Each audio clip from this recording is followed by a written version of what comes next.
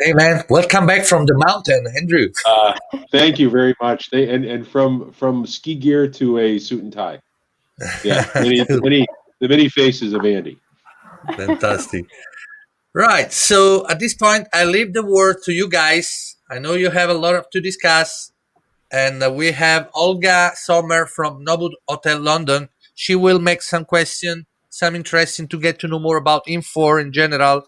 So Yes. let's listen to your in conversation, guys. I'm here, and I leave the word to you. Thank you. Excellent. Thank you very much, Enzo. Andrew, good afternoon, Andrew. Thank you very much for your time. It's a great pleasure to have a conversation with you and hoping to learn a little bit from you right now.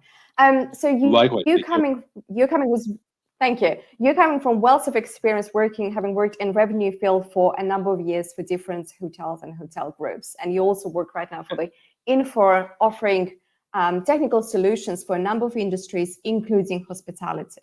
So you know all the kind of pain points we have, but also you have solutions or to our problems or day-to-day challenges. So I would like to start a conversation by asking you, how do you envision the role of brand agnostics and OTAs, how hoteliers can utilize them in the strategies moving forward? Yes, and thank you. And you're correct. I bring a certain bias, having worked as a director of revenue, and I've seen that it's paid off in terms of touchstones. But thank you for the question, specifically as it relates to the online travel agencies and the brand agnostics. Needless to say, these channels have changed pretty considerably in the last 15 months. Our relative dependence on them, and what some hotels had employed up to that point as either a filler or a stabilizer to sort of complement the occupancy of the house or the composition of the house, has become a primary foundation of getting to a certain occupancy level. There, as we know, have been special agreements and special ad hocs from providers that have been introduced in the last year and a half as it relates to margin and deployment, all with an eye towards, from my perspective, trying to capitalize on that need for short-term occupancy. And specifically hotels in urban areas and destination areas used that brand agnostic channel, that online travel agent channel, to help offset the tremendous deficit that we were seeing as far as group room nights goes, but also with a presumptive backfill for the business travel. And things are changing. Every trend, as we'll talk about in a little bit more detail, is pointing towards a return. I don't want to say to normalcy, but to stabilization. And I prognosticate that the first back will be the midweek business travel, and ideally social catering and larger group programs. And a rising tide will lift all ships. And most specifically, once hotels have the option to optimize their rate, specifically in their commoditized product, their suite product, this should change.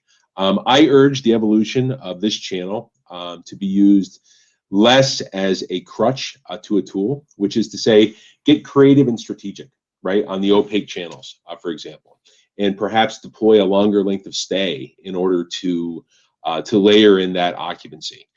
Continue to target your need dates with specials and value adds, and make your market manager a partner. They have a vested interest, particularly based upon margin and deployment in your success as far as the hotel goes. Ultimately, the directors of revenue management in the hotels have a fiduciary responsibility to manage channel costs. And directors of revenue should be very mindful of parting with margins, when in merit necessary, but also be pragmatic and fence this. And the last thought on this is to sort of keep an eye on the ancillary spend for these guests. Obviously we have a responsibility to edify not just the rooms department, but the outlets, the spa, the contributory parts of the hotel. You use this as a base as you continue to build your strategy, but not as a significant portion of your overall segmentation plan. Yeah, absolutely. I agree with you. Very good answer. Thank you very much. Interestingly, you kind of noted that there is a recovery or green shoots of recovery are showing. I agree with you. We're seeing this in the UK as well. I think US is ahead of us. Kind kind of what is your base case scenario? It's a $1 million question. When do you think there will be time to, we'll see stabilization a little bit more, going back to not pre-pandemic levels, but when do you think that recovery will happen? And probably you're seeing, I would imagine, seeing different trends by the region as well, or the type of business. Yes. So what is your base case scenario? What are the trends that you're seeing? Well, it's the $1 million question, and definitely the magic bullet. And I'll anecdotally, in the luxury segment, we were fortunate to have seen double-digit leisure rate growth percentage for the 2 years ending at the end of 2019, and demand was soaring in terms of all facets, whether it was the group side, the social catering side, the business travel, and the all precious leisure travel. Well, it's safe to say that we have seen and passed the point of bottoming out, if you will. From my perspective, the return to stabilization is a way off. So we have two sort of key critical measures of performance here.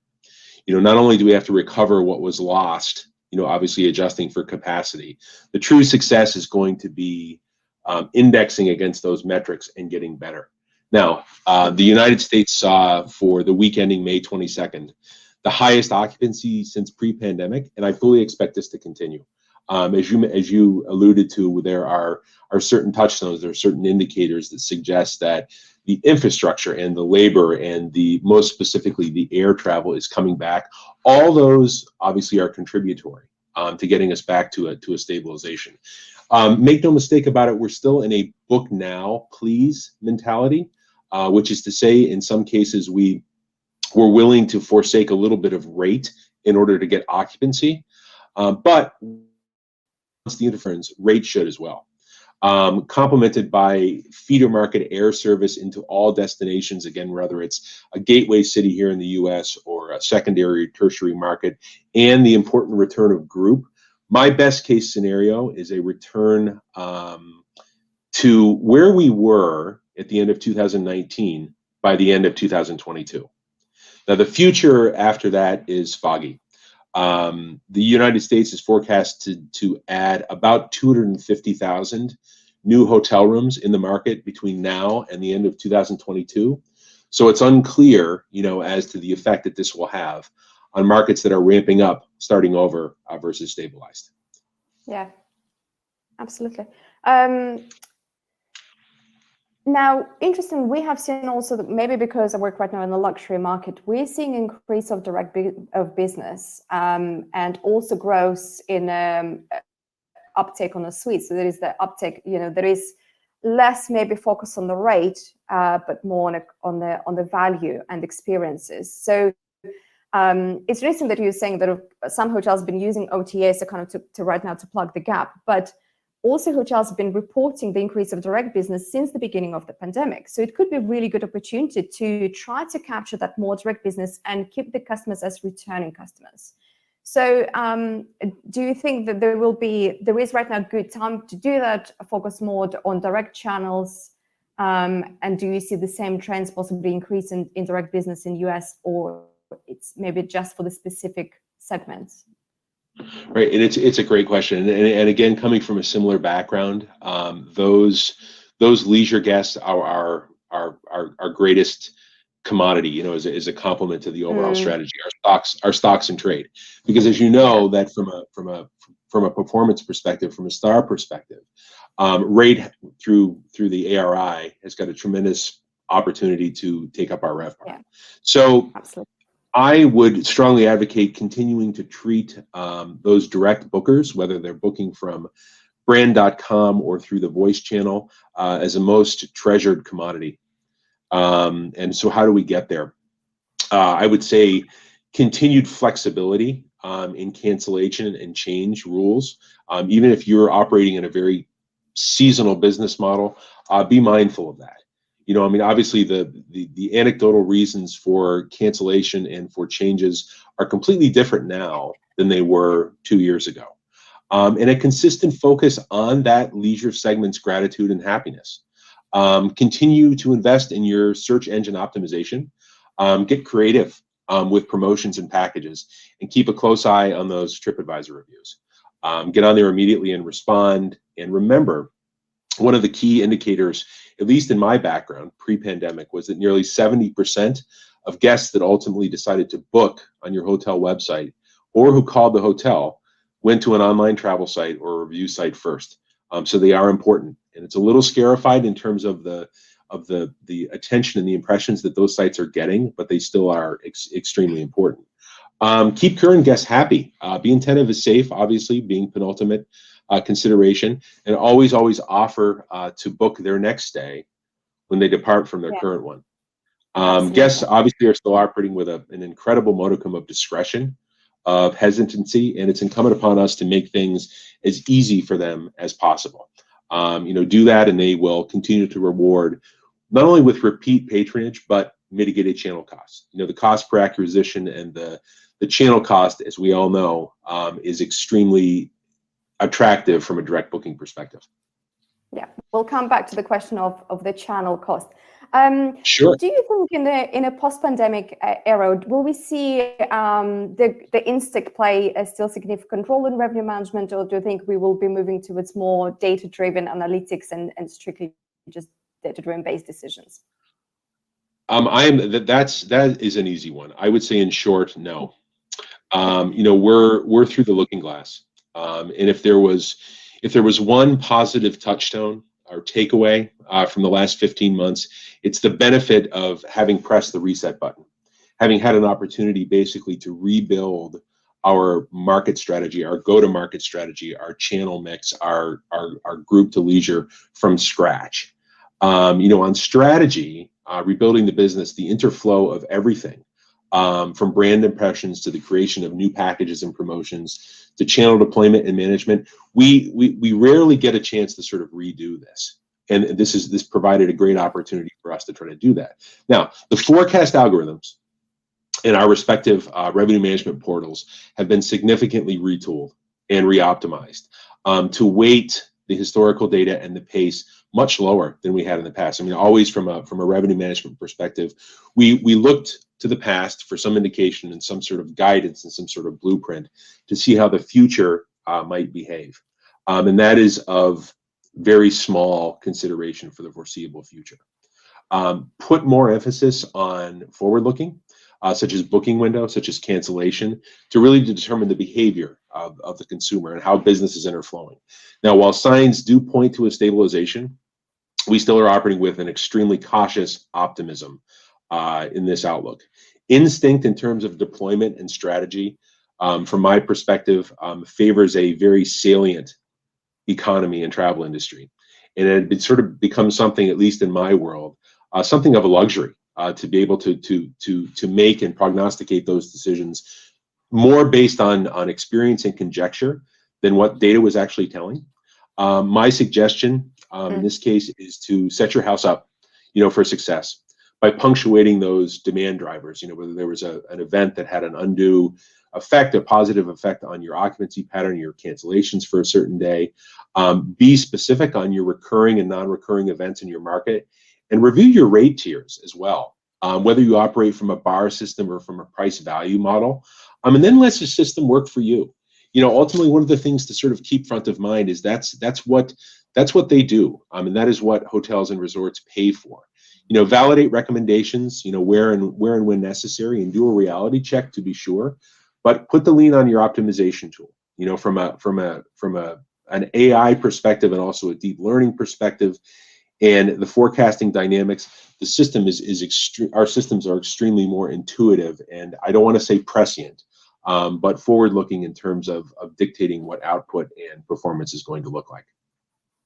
Wow. I don't think the last time I met someone I agreed so much on so many points. Thank you very much for that. You mentioned that direct business is. Go on. Oh, I'm sorry. Go right ahead. No, you mentioned that the direct business is the most profitable. Is there any other chance you could, or type of business you could point out and say, well, this is where the hotel's business should be focusing on? We talked about the cost of acquisition, and if we compare transient leisure bookings groups, which one do you think to just to highlight the drawback and the benefits of each of those segments from customer acquisition point of view? Sure. Thank you. I would say that, from my experience in the discipline, there's been an active trend in the last 10 years, maybe 15 years, to evolve the revenue management discipline from strictly rooms profitability to resort and overall profitability. And so that has put the pressure on directors of revenue and revenue managers to not so much look at a piece of business coming through the door as flowing in the rooms division. How will a piece of group business, how will a piece of social catering business, how will a wedding affect the spa? How will it affect the outlets if functions are hosted in the conference space? The effect of a rooms only group, specifically on your outlet revenue, your spa revenue, could be of due consideration. So let's start small. A group booking. Are you in a position where you're displacing any leisure revenue, or similarly upsetting your loyal leisure guest base? Have you sold into suite categories that you would use up until that point to really optimize rate, even in shoulder periods, that would have an effect on your star performance? How does your catering revenue flow? Does it flow differently than your outlet revenue does? Now, being mindful, finally, of the management of your conference space can really make the difference. To have a tool in your RMS that allows you to quote a possible group coming into the hotel. The effect of shifting one day later or earlier, adjusting rate up or down, can really have a due consideration on whether or not you take it or not. Always keep in mind the fact that taking a group will have some effect on the resort as a whole, in each department in some way, shape, or form, just based upon the carry cost. Right. Again, as I talked about before, if there was a group in house that has hosted functions, it may have an impact on your 3-meal restaurant, or have an email or an impact on your coffee shop. So like everything else, it's a balance. Arrival and departure, group ceiling, rate, all of course play a part. Transient bookings are a little bit easier to qualify, leisure bookings. And as we talked about before, the holy grail, of course, is the direct bookers. Whether it's a voice booking or brand.com, you have sunk costs, you have opportunity costs that play a part of optimizing on those channels. Of course, if you have travel agent commissions, if you have consortia amenities, if you have wholesale transaction costs or OTA splits, your cost on a leisure booking may approach 30 cents in the dollar. Finding that balance and yielding accordingly based upon your deployment and your RMS can mitigate some of that. And then I'll end with sort of the target as you asked for, and this obviously represents a perfect scenario. Wedding bookings, social catering can be lucrative from a revenue perspective. Notwithstanding the relative intangibles that come with it, catering revenue flows very well. And whether there is spend on service fees or outside vendors or special activities, the aggregated spend is outstanding. Needless to say, the wedding bookings are non-recurring, and the only theoretical drawback is the impact that a wedding booking might have on non-participating guests. Obviously, from a channel perspective, this is something that strategists, either on the sales side, on the finance side, and on the revenue side, will look at consistently. I will say that a budget, especially in this day and age, is little more than a first forecast. And your ability to sort of change and be as proactive as possible, but get ahead of the trends and deploy accordingly to make sure you're maximizing, again, profitability, not so much just in rooms, but across the board. Guys, we're done.